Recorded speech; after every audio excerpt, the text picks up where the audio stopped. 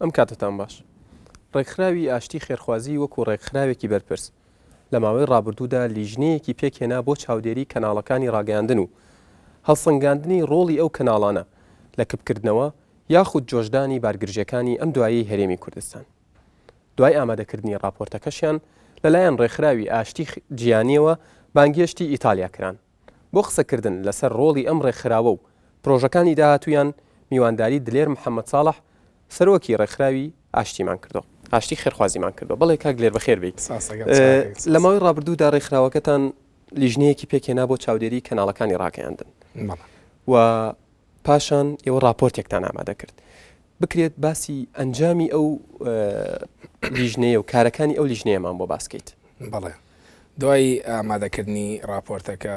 ئەو بوو سەرجەم دەستگاکانی ڕاگەیاندن و توێژمان لەگەڵیان کرد کە ئێمە سەرجەم خەرقەکانمان کۆ کردوتەوانێ و لە راپۆرتەکەی ئاماژەمان پێکرد بوو. پاش بانگێشکردنێکمان لە وڵاتی ئیتالیاوە وەک ڕێکخراوی ئاشتی جیهانی و چەند ڕێوەڕسمێکیشی لەخۆ گرتبوو لەو بانگێشتەیە ئێمەش بانگێشکرا بووین و توانیمان راپۆرتەکە بگەینە جێگیری یەکەمی ڕێکخراوی ئاشتی جیهانی خات و فەڵجیدا و هەموو سەرجەم دیکۆمنتەکانی بە بەڕێزیان بگەێنین و پاشان تاوتوێی راپۆرتەکە کرا و ئاماژە ئەکرێت لە ماوەیەکی نزیکە دەقی راپۆرتەکە ئەوانیش وەڵامدانەوەی خۆیان لەسەری بکەن. بەڵێ چۆن توانیوتانە زەمانەتی ئەوە بکەن کە راپۆرتەکانتان و کار و چاودێریکردنەکانتان بێلایەنانە بێت؟ بەڵێ ئێمە وەک لای هەمان ئاشکرایە ڕێکخراوی ئاشتی یەکێکە لە ڕێکخراوە بێلایەنەکان کە لە کۆمەڵێک گەنج لە کۆمەڵی خەڵکی ئەکادمی دروست بووە و ئێمە لە بەرنمەکانیشمان ئاماژەمان پێکردووە کەمە مڵکیش لایەنێک و بیرۆکی سیاسی نین و ڕاستیەکان ئەگەێنین لەبەرەوەی ئێمە وەکو ئەندامی ڕێکخراوی ئاشتی جیهانی چی حاڵەتێک لە هەرێمی کوردستانە بە بێگومان بە ئەمانەتەوەی گەینینە بەرپرسانی خۆمان لە ڕێکخراوی ئاشتی جیهانی و ئێمە ڕاستیەکان ڕوونەکەینەوە. بۆیە ئێمەمانەوێت هەرێمی کوردستان هەرێمێکی ئاشتی هەرێمێکی پێکەوە ژیان بێت و هەموو لایەنە سیاسیەکان بە مڵکی خۆمان نێزین لە بەرەوەوانیش بەشێکن لە گەلەکەمان و ڕۆڵەیەم گەلن و بۆ ئەوەی بتوانین وڵاتەکەمان بەرەو شێوازێکی ئەکادمی تر لە ڕووی ڕاگەیاندنەوە بەرین تاوەکو بتوانین ئاشتیەکی سەرتاسەری لە هەرێمەکەمانە بەرقرارکەین. بەڵێ کاک لێر وەکو دەزانین کارەکانی ئێوە تایبەت بۆ بە ناوخۆی هەرێمی کوردستان. پێم خۆشە ڕاشکاوانە پێم بڵێ کامانە بوون ئەو کەناڵانەی کە خروقاتیان ئەنجام داوە یاخود نەیانتوانیوە پەیامی ڕاگەیاندنی خۆیان بە شێوەیەکی باش بگەێن. بەڵێ ئەگەر زیاتر بچینەوە ناو ڕاگەیانەکان سەرجەم ڕاگەیانەکان خڵوقاتیان دروست کردووە و هەریەکە بە پێی قیاسێکی خۆی بە پێی ئەو بەڵگانەی کە ئێمە کۆمان کردوتەوانەوە ئەو پێشتریش لەگەڵ کەناڵەکەی بەڕێزیشتان قسەمان کرد کە سەرجەم ئەتوانن راپۆرتێک بۆ داکۆچیکردن لە خۆتان ئامادە بکەن و زۆر لە کەناڵەکان راپۆرتەکانیان بەدەستمان گەیشت بەڵام هەندێک لە کەناڵەکان ئامادە نەبوون راپۆرتەکانی خۆیان بەدەستمان بگات و پێویستیان بە کاتی زۆر هەبوو وەک خۆیان باسییانە کرد و هەندێکیشیان بەڵکو خۆی بەتاوانبار نازانی لایەنی دەسەڵاتی بەتاوانبارە زانین بۆیە دیار نەبوو ئامادەکاریان نەکرد بۆ راپۆرتی خۆیان. بەڵام لە هەمان کاتە ئێمە بەبێ جیاوازی دوای کۆکردنەوەی بەڵگەنامەکان و ئامادەکردنیان بە شێوەی فۆتۆ بە شێوەی سەوت و سوورە و بە شێوەی بڵاوکراوەکان گۆڤارەکان کە نوسخەی ئەسڵیمان لێبردن و توانیمان هەموو دیکۆمنتەکان بە شێوازێکی زۆر باش بگەینینە بارگای ڕێکخراوی ئاشتی جیهانی لە ئیتالیا. بڵێ کاک لێرۆک و دەزانین سەرجەم کارەکانیەوەکو خۆت دەڵیت لەسەر بنەمایەکی زانستی ئەنجام دراون. کەواتە مادام کارەکانتان بنچینەی زانستیان هەیە بە تەکیدی ئەنجامی وردیشتان بەدەستەوە داوە. ئێوە ئامادەن بڵین لە داهاتوودا ئەنجامی کارەکانتان ڕابگەێنن بۆ کەناڵەکانی ڕاگەیاندن بۆی کەناڵەکانیش بە خۆیان دابچنەوە ئەوانەی خروقاتیان ئەنجام داوە ئەوانەی ئێوە ناویان تانگەیاندوتە ڕێکخراوی ئاشتی جیهانی ڕەنگە ئەوان هەڵوێست وەربگرن. یعنی مەبەستم من ئەوەیە ئێوە بۆ دنیای دەرەوەتان ڕوون کردوێتەوە کێشەکە چێ بەڵام کەی بۆ ناوخۆی هەرێمی کوردستانی ڕوونەکەنەوە بەڵێ ئێمە وەکو عرضم کردی ئەمە پێشتر خۆتان نەزانن چەند پەیامێکمان هەبووە داوامان لە هەموو سەرجەم دەستگاکانی ڕاگەیان کردووە و ئێمە 6 پەیاممان بڵاو کردەوە دو پەیامی ئێمە حوتەمین پەیام بوو کە ئەوە بوو داوامان دەستگاکانی ڕاگەیان کرد وەکو ئاگدارکردنەوەیە کە بەخۆیان نابچنەوە و تونوتیژی بەکارنێنن لە شێوازی بڵاوکردنەوەی پەیامەکانیانە و راپۆرتەکانیان و دیمانەکان کە بۆ کەسایەتیەکان دروستیەکەن بتوانن بە شێوازێکی ئەکادمی دوور لە تونوتیژی و زمان زبری بەکاربێنن بەڵام هۆکارەکانەوە بوو بەڕێستا نەزان کۆمەڵێک دەستگای ڕاگەیان دوورکەوتنەوە لە تونوتیژی هەندێک لەو ڕاگەیانانە لە ماوەی 2 ڕۆژ دوای پەیامەکەی ئێمە بەڕاستی هەڵوێستێکی جوامێرانەیان هەبوو دوورکەوتنەوە و خۆشتان نەزان کە دەستگای ڕاگەیانەکان چێ دوورکەوتەوە چێش دوور نەکەوتەوە چێشە تا ئێستاش بەردەوامە لە تونوتیژی زاراوەکانیان کە پەیامەکانیان هەیە بۆیە ئێمە بەڕاستی بۆ ئەوەی هەڵوێستێکی مۆدرێن هەڵوێستێکی تازەگەری لە هەرێمی کوردستانە دروستکەین ئامادەکاریمان بۆ راپۆرتەکە کرد و پاش ماوەیەکی کەش لەلایەن بەڕێزانەوە لە ئەوانیش وڵاممانە دەنەوە و ئەو کاتەش ئێمە لە دوای وڵاممانەوەکەی ئەوان ئێمەش لە ڕێگای تیڤەکانەوە راپۆرتەکە بڵاوەکەینەوە بڵێ کاک لێر لە میانی قسەکان داوتێک کە سەررجەم کەناڵەکان خروقاتیان ئەنجامداوە بەبینرا و بیسترا و نووسراوە ئێوە چاودێری هەمووتان کردووە وەکو خۆوتە ئایا ئەمە ئەوە گەیەنێک کە هێشتا میدیایەک یا ڕاگەیاندنێکی دروست لە هەرێمی کوردستان دروست نەبووە یاخود بە شێوەیەکی تر بڵێن ئایا ئەمە ئەوە گەیەنێک کە هێشتا ئێمە لە پەیامی ڕاستەقینەی میدیا و ڕاگەیاندن نەگەشتوین وڵایی من زیاتر وەکو ڕێکخرا و قساکەم ئێمە بەڕاستی دەستگاکانی ڕاگەیاندن دیارە ئێمە تا ئێستا و تەجروبە دیموکراسیە نییە لە ناو دەستگاکانی ڕاگەیاندنا کە چاوپۆشی بکەین لە کۆمەڵێک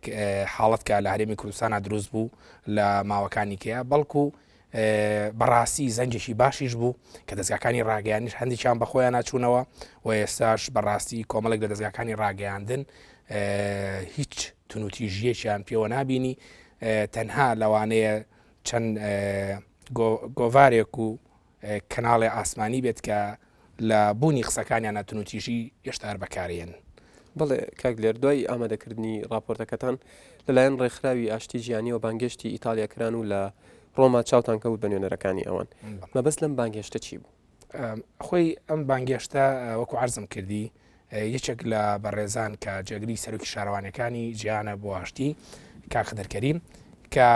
ڕێزێنانێکی تایبەت بۆ بەڕێزیان هەبوو لە هەمان کاتیشە بۆ زیاتر تاوتوێکردنی چەند خاڵێکی کەش کە تا ئێستاش وازام ڕێ ڕسمەکە تا 21 مانگ بەردەوامە بێ چونکە بەرنمەکەی کەواندایان نابوو لە 23 مانگەوە تاوەکو 21 مانگ ڕێوەڕسم و بەرنمەکان بە کۆبوونەوەکانەوە ئامادەکاری بۆ کرابوو بەڵکو ئێمە دوای ئەوە چەند کۆبوونەوەیەکمان لەگەڵ چەند بەڕێزێکە ئەنجامدا و کۆبوونەوەکانیش کۆمەڵێک کار و پرۆژەشی تیابوو بۆ شاری هەڵەبجەی شەهید کە ئەوان سەیری و خوێندنەوەیان بۆ شاری هەڵەبجەی شەهید کردبوو کە شاری هەڵەبجەی شەهید ئێشتا چەند کەم و کوڕێکی تیاماوە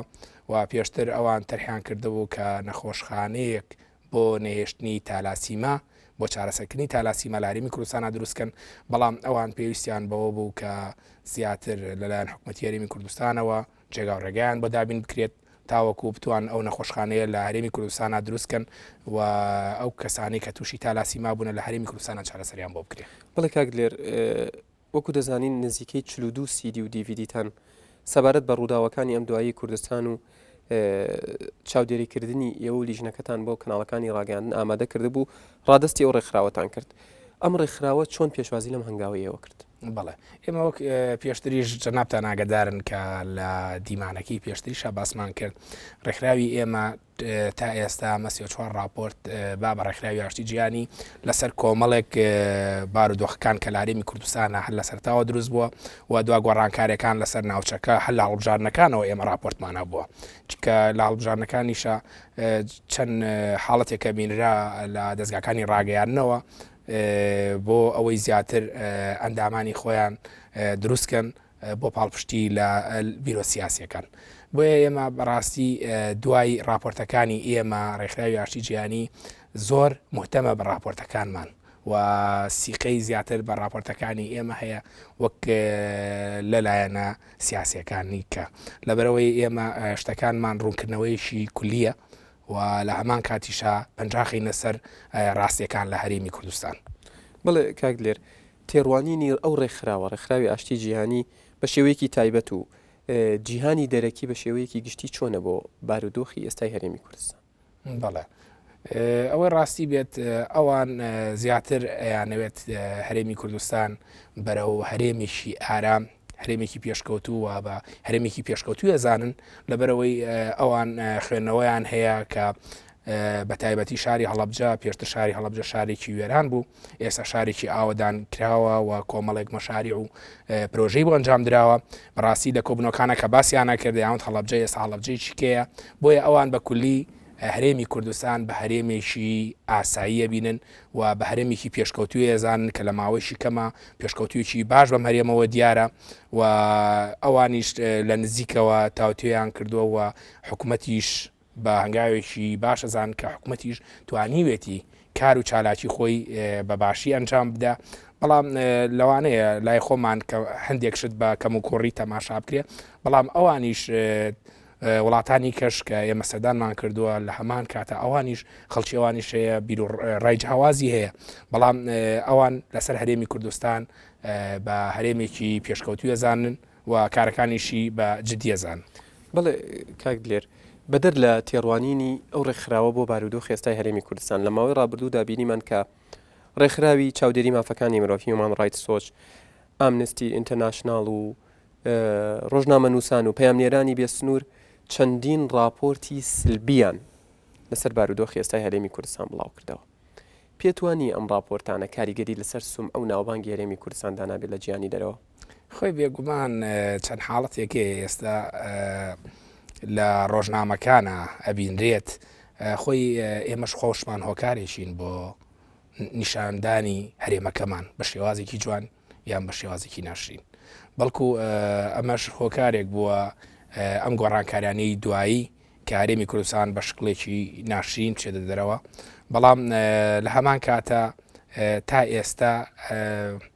ئەو تۆ نییە یعنی شقلێکی وان هەرێمی کوردستان بە تایبەتی لە هەموو جێگای هەرێمی کوردستان بە شتێکی ناشرین نیشاندرابێ بەڵکو هەرێمی کوردستان خاوەنی کۆمەڵێک پرۆژەی جوانیشە و خاوەنی دیموکراسیکیشە کە لە وڵاتەیە هەیە بۆیە بەڕاستی من وەکو ڕێکخراوی ئاشتی دەرەچی تەماشای ناوچەکاکەم بەڵکو شوێنانی کە بەڕێستان وتیان من زیاتر زانیاریم لەسەرەوان نییە بەڵکو وەکو ڕێکخراوی ئاشتی جیهانی شێوازێکی ئەکادمی سەیری هەرێمی کوردستانی کردووە و کار و پرۆژەی تریشان هەیە بۆ هەرێمی کوردستان لەوانەیە لە ماوەیەکی نزیکە کۆمەڵێک پرۆژە کۆمەڵێک کاری مەزن لە هەرێمی کوردستان ئەنجام بدرێ و ئەو کارەکانی ژەوەیە کە هەرێمەکەیان بەدڵە و عقلێتی ئەو خەڵکانی کە لە چەند ناوچەیە کارەکان بە ڕێوابن لەوێ بەلایەنەوە پەسەنن بۆیە ئەوان ڕێز دێنان لە کۆمەڵی کەسایەتی مەشەکەن هۆکارەکان ئەوەیە کە هەرێمی کوردستان بە شێوازێکی فعلی ڕۆشتووە چونکە ئێستا و کەسانی کە خەڵاتیان لێکراوە یان لیانەکرێ هۆکارەکان ئەوەیە کە هەرێمەکەمان کۆمەڵی خەڵکی تایە خزمەت بە وڵاتەکەیانەکەێنن و توانیویانە ڕۆڵی خۆیان بەکتیڤانە بەرنە پێشەوە. بەڵێ جگە لە سەردانی ئیتالیا ئێوە لە سەردانەکەتاندا سەردانی دانیمارک و سویدیشتان کرد. مەبەست لەم سەردانانە چی بوو؟ کێ بوون و کەسانی بینیتان و ئەو بەڵێنانە چی بوو کە پێتان دران؟ بەڵێ من حەزەکەم زیاتر بۆ ڕوونکەمەوە ئێمە نوێنرایەتیمانەیە لە دانیمارک بەڕێز کاکسیروان گۆمەیە کە مواتنێکی دانیمارکیە و هەمان کاتداگەداری کردنەوە کە سەردانی دانیمارک بکەین بۆ ئەوەی چەند بەرنامەیەک وەکو ڕێکخراوی ئاشتی خێرخوازی و کارکردن بە ناسینی ڕێکخراوەکەمان بە ڕێکخراوەکانی وڵاتی دانیمارک و ئەو بوو لەگەڵ نوێنەرێکی سەلیب ئەحمەری دانیمارکیە قسەمان کرد و لەگەڵ یەک دوو ئەندام پەرلەمانی دانیمارکی کە بەرنامەدان راوە لە ماوەیەکی نزیک بە داواتێکی فەرمی بانگێشکرین بۆ دانیمارک و بتوانین لە جەلسەیەکی پەرلەمانە خۆمان بناسیێنین و وەکو نوێنەری گەلی کوردیش و ئەمەش خۆی لە خۆیدا شتێکی باش و ئەمڕۆ ئێمە بەم شکڵە لە هەمان کاتیشە نوێنەری سویدمان کە بانگەشتی کردین کاک فازیل گەرمیانی کە بانگەشتی کردین لە هەمان کاتەویش چەند بەرنمێکی بۆ داڕشت بووین و لەگەڵ دووەندام پەرلەمانی سویدیش دانیشتین و ئەوانیش بەرنمەیەشیان هەیە کە بەڕسمی بانگەشت بکرین لە ماوەیەکی نزیکە و بتوانین نوێنەرایەتی خۆمان بەڕسمی لە سویدیش بکەینەوەوانێ. بڵێ هەر لە سەردانەکەتاندا بۆ ئیتالیا بڵێنی ئەوەیان پێدا بوون کە نەخۆشخانەیەکی تالاسیما لە کوردستان بۆ ئەو نەخۆشانە بکەنەوە کە بەدەست ئەو نەخۆشیەوە دەناڵێنن و هاوکات باس لەوە کراوە کە چەند خولێک بۆ کادرانی هەرێمی کوردستان لە ئیتالیا بەڕێوە بچێن. بڵێ گەر بکرێ زیاتر بۆ ماڵەکەیتەوە. من حەزەکەم زیاترەوە ڕوون بکەمەوە کاتێک خات و فۆڵجیدا جێگیری یەکەمی سەرۆکی ڕێکخراوی ئاشتی جیهانی بانگەشتمان کرد بۆ ڕێوەڕسمەکەی سوپاسسالاری عێراق بەکر زێباری پاشان کە ئێمە سەردانمان کرد و پێشتریش وەزیری ناوخۆی حکوومەتی هەرێمی کوردستانی بینی بوو و وەزیری ڕۆشنبیری حکوومەتی هەرێمی کوردستان و وەزیری کاروباری کۆمەڵایەتی لە هەمان کاتا پارێزگاری هەولێریش ئەوە بوو داوای لێیان کرد کە چەند کادیرێکی خۆیان بۆ ئەوەی زیاتر پرۆفشناڵ بن لە بواری مافەکانی مرۆڤ لە وەزارەتی ناوخۆ و چەند کەسێک ئەکادمیکەن لەسەر چۆنێتی تەسەڕفکردن لەگەڵ هاوڵاتیانەوە و لە کارەکانی خۆیانە بۆەوەی زیاتر محتەم بن لە شێوازی پاراستنی مافەکانی مرۆڤ. ئەوە بوو خات و فۆڵجیدا ئاگداری کردمەوە کە لە دوای گەڕانەوەم لەگەڵ بەڕێزان وەزیری ناوخۆ وەزیری ڕۆشنبیری پارێزگاری هەولێر و لەگەڵ وەزیری کاروباری کۆمەڵایەتی جاری کە دابنیشتمەوانێ بۆ ئەوەی ئامادە باشەکانی خۆیان دیاریکەن و ئەو کەسانی کە ئەیانەوێ بینێرن بۆ دەورە بۆ وڵاتی ئیتالیا ئەوان ئامادە باشی خۆیان دەربڕیوە و بۆ ئەوەی بیان کەنە خەڵکیی ئەکادمی تاوەکو بتوان خزمەت بە مافەکانی مرۆڤکەن لە هەرێمی کوردستانە و پارێزگاری لە ئاشتی بکەن و ئێمە هەر لە هەمان کاتیشا دوو کۆبوونەوەمان ئەنجامدا هەر لە شاری لۆگۆی لەوێ وتاری جێگری سەرۆکی شارەوانەکانی گیان لەلایەن کاک خدرکەریمەوە خوێنرایەوە و لایەن بەندەی مخلیسیشەوە وتاری ڕێکخراوی ئاشتی خێرخوازی و ئەندامی ڕێکخراوی ئاشتی گیانی کە ئێمە هەردووکمان وتارمان هەبوو کە سەرۆکی شارەوانی شارەکە و سەررجەم بەڕێوەبەر و بەڕێوەبەری ناوچەکانی چواردۆری شارەکەتیای ئامادە بوون و سەرجەم دەستگاکانی ڕاگەیاندن و بڵاوکراوەکانی شارەکەتیای ئامادە بوون و ئەوە بوو کە باسی هەرێمی کوردستان و باسی هەڵەبجەی شەید بە تایبەتی کە شێوازی ئەوان ئەیانەوێ هاوکاری بکەن و پێشتریش ئەوە بوو کچێک لە شاری هەڵەبجەی شەید برایە دەرەوەی وڵات بۆ چارەسەرکردنی تالاسیما و ئەو بوو هاوکاریشی تەواوی ئەو کچیان کردەوە کچە بە تەندروستیکی باش گەڕایەوە هەرێمی کوردستان کە هاوکاری ئەو شارە پارەیان بۆ کۆ کرد بۆوانێ کە تا ئەو کچە چارەسەر بکرێ و ڕێکخراوی ئاشتی جیهانیش لەسەر ئەوەی کارەکات کە کۆمپانیایەک یان شوێنێکی بەرپرس هاوکاری کارەکانیانەکە چونکە ئەوانی زیاتر پشت لەسەرەوە بەستن کە چێ دامی پرۆژەیەشیانەکات بۆیە ئەوانش لەسەر ئەو پرۆژەیە دامی و کچیان کردووە ئەو کچە ئێستا لە تەندروستیکی زۆر باشایە و گەڕاوەتەوە ناو خێزانەکەی خۆی لە شاری هەڵەبجە. بڵێ ناردنەدەرەوەی کادرەکانی هەرێمی کوردستان بۆ ئیتالیا و بینینی خول لەوێ کەی دەچێتە بواری جێبەجێکردنەوە؟ بەڵێ جەنابی خات و فۆڵجیدا لە مانجی هەشدا لە کۆتایی 21 تا 23 بەرنمەیەکەیە کە ڕێکخراوی ئێمە بەڕێوەیە بات بەڵام ناتوانم تاکید کەم بەرنمەکە ئایا لە کاتی خۆیان بەڕێواچەیاننا لەبەرەوەی کاتەکە هێشتا زۆری ماوە پرۆژەیەکمان هەیە لەو پرۆژەیە بەڕێزیان سەردانی هەرێمی کوردستانەکە لەگەڵ دوو ئەندامی دەستەی کارجێڕی ڕێکخراوی ئاشتی جیهانی کە بەشدارە بن لەو بەرنمەی کە ئێمە هەمانە و ئەو پرۆژەی ئێمەش ئەنجام دەین پرۆژێکی گەورەی لەسەر ئاستی هەرێمی کوردستان و ناوچەکە بە تایبەتی و یەکێک لە پرۆژەکانی کەشمان کە پرۆژەیەکی کۆمەڵایەتیمان بەدەستەوەیە کە سەررجەم پێناسینی خەڵکی بنەماڵە عشایەرەکانی بادینان بە مەنتیقەی سۆرانەوە بە تایبەتی شاری سلێمانی، شاری کەرکووک، شاری هەولێر ئەمانەوێت چەند شێوازی کۆنفرانسێکی گەورەیان بۆ بکەین تاوەکو سەرجەم بنەماڵەکان و گەلی کورد هەمویان یەکتری بناسن و ئەمەژێکێکە لەو پرۆژانی کە ڕێکخراوی ئێمە ئەنجامێدات کە ئەمڕۆ بەڕاستی پێویستە خەڵکی بادینان هەر کێشە و گرفتێکە بێت لە ڕێگای لە بینی هەموو منتیقەکانە کە بتوانن ڕۆڵێکی ئەکتیڤیان هەبێ و بتوان ئاشتێکی سەتاسەری لە ناو کۆمەڵگەی کۆمەڵایەتیشە دروستکەین بۆیە ڕێکخراوەکەمانان پرۆژەی خستۆتە بواری جێبەجێکردنەوە و ئەوە بوو لەگەڵ جەنابی خات و فۆزیداش قسەمان کردەوە کە پرۆژەیەکی زۆر گەورەیە بەلایەوە کە لە هەرێمی کوردستانە ئەو دەستا هەبێت کە بیاوێت هەموو پێکاتەکان لە هەرێمی کوردستان بە ئاینەکانیشەوە هەموو لەکتری نزیکاتەوە و بۆ ئەوەی بتوانین کارێکی کۆمەڵایەتی گەورە لە ناو هەموو پێکاتەکانی کوردستان ئەنجام بڵێ کاک لێ ڕێکخراوەکەتان ماوەی 2 ساڵ و 3 مانگە دامەزرا و دەستی بە ئیشەکانی کردووە ئەمەش تەمەنێکی کورتە بە بەراورد بە ڕێکخراوەکانی تر ئێوە تا چەند توانی وتانە کاریگەری و بڵین ڕۆڵتان هەبێت لە ئێستای کوردستانە وەک لای جەنابیش ئاشکرایەوە لای بینەرانج ئاشکرایە ڕێکخراوی ئێمە هەر لە سەرەتای دروستبوونیەوە توانیوێتی خۆبەخشانە کار بکات و هەواڵانی کە لەو ڕێکخراوەیە کاریان کردووە تا ئێستاش خۆبەخشن و خزمەت بە هەموو پێکاتەکانەکەن و ئێمە توانیمانە خەڵکان لە هەموو ئاینەکان لە نزیکەوە بمان ناسن و لەگەڵمان نابن